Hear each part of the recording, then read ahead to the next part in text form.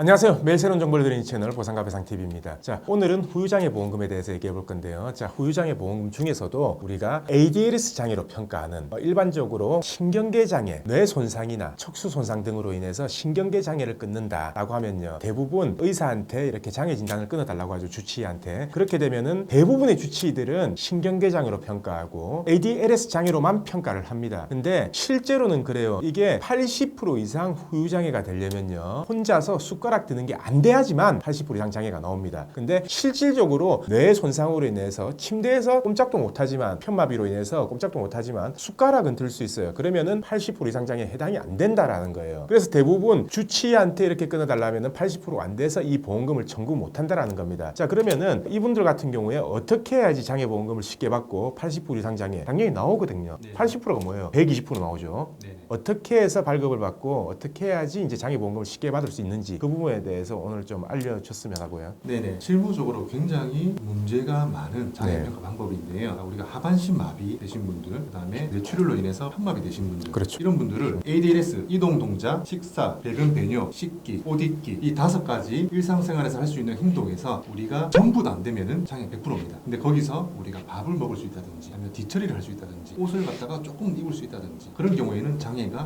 떨어져요. 그럼 하반신 마비 환자분들 같은 경우에는 실제로 두 다리를 완전 못 쓰지만 손은 자유롭게 움직일 수 있잖아요. ADLS로는 절대 네. 80% 나오기가 힘들죠. 네. 그렇게 되면 장애가 보통 한 55%, 60% 그렇죠. 예, 네. 그 정도 나오는데 그런 분들은 굉장히 많이 다치고 장애가 남았음에도 불구하고 장애가 80% 이상 되어야지 받을 수 있는 고도 후유장애 보험금을 못 받습니다. 근데 이게 문제가 뭐냐면 고도유장애 보험금이 금액이 크잖아요. 맞습니다. 이제 보험 가입 금액이 보통 고도유장이라면은 1억 가입된 분들도 있고 2억 가입된 분들도 있고 많게는 네. 연금식으로 해서 매달 얼마씩 7억 10억 나오는 경우도 있거든요. 네. 근데 이렇게 딱 됐을 경우 솔직히 보험회사에서 보험금을 7억을 줘야 된다. 그러면은 보험사에서 사활을 걸고 지급을 안 하려고 할 거 아닙니까? 맞습니다. 그러면 이런 분들은 어떻게 해야 되냐? 자, 아까 80%를 넘겨야지 생활안전자금이라든지 뭐 소득보상자금이라든지 이런 부분을 받는데 5%가 모자라서 청구를 못 하는 거예요. 그래서 주치의한테 저는 항상 방송에서 이제 강조를 했습니다. 운동장애로 평가해라. 움직임으로 평가해라. 손가락, 발가락, 그리고 손목, 발목, 움직임으로 평가해서 운동장애로 평가하게 되면은 충분히 80%가 나올 수 있다라고 이렇게 설명을 드렸고요. 저희한테 문의 오신 분들도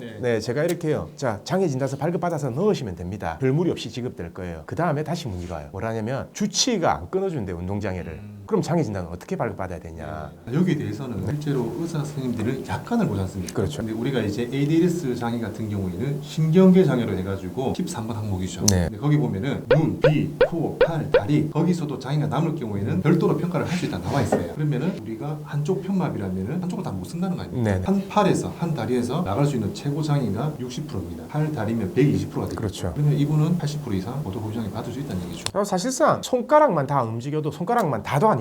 예, 손가락 2분의 1씩만 운동 강직이 돼도 손가락만 해도 30%가 나옵니다. 네, 맞습니다. 네, 그럼 양쪽 손 아니죠. 왜냐면 편마비니까 손가락이 30%, 손목 안 움직이면 30%. 그러면 손가락하고 손목만 해도 60%한 네, 거예요. 맞습니다. 그리고 발가락, 발목 하면 50%가 나오거든요. 네. 그 두 개만 해도 110%라는 거예요. 근데 이거를 담당 주치의나 뭐 수술했던 집도의나 그러니까 장애가 나오는 건 알아요. 주치의도 장애가 나온다는 건 알지만 이게 운동장애로 평가할 수 있다라는 거를 전혀 모른다라는 거죠. 저희가 얼마 전에 그 사건 수임을 받은 사건인데요. 네네. 이분이 상하신경청 손상으로 인해 가지고 네네. 한 발을 완전히 못 쓰는 사람입니다. 60%죠 그러면. 예. 네. 그런데 다른 법률사무소에서 소송을 갔어요. 그래서 장애 평가를 했는데 네. 장애 평가를 해준 그 감정이가 네. 회신을 어떻게 했냐면은 네. 별도로 적용할 항목이 없음 장애 0% 나왔습니다. 왜 그렇죠? 신경계 장애니까 ADLS를 평가하겠다는 거예요. 맞습니다. 옷 입고 다 된다. 네, 맞습니다. 밥 먹기 다 되지 않냐. 네. 그러면은 이제 그걸 그대로 진행이 됐던가요? 그래서 이제 네. 그쪽 법률사무소에서는 네. 이거는 우리가 못하겠다, 모르겠다 손을 놔버린 거네요. 라고 해서 타임을 하고. 결국은 사임하고 저희 쪽으로 넘어온 사건이죠. 그래서 신체 감정을 했어요. 저희는 지금 사실조회 신청을 보내놓은 상태입니다. 네,